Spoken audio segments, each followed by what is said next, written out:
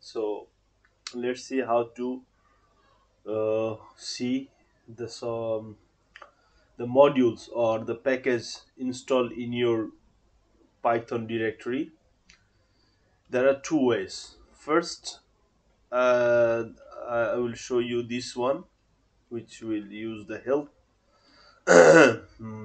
method in built-in function in Python. So help brackets and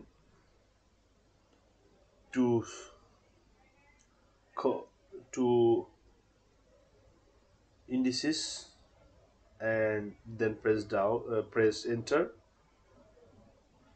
Indices modules and press enter. Okay. Another method is go to promote command. So cmd, write down cmd and then press enter, and then write pip list. Okay, so let's see if the list is the same. This one is pretty much fast, but this one is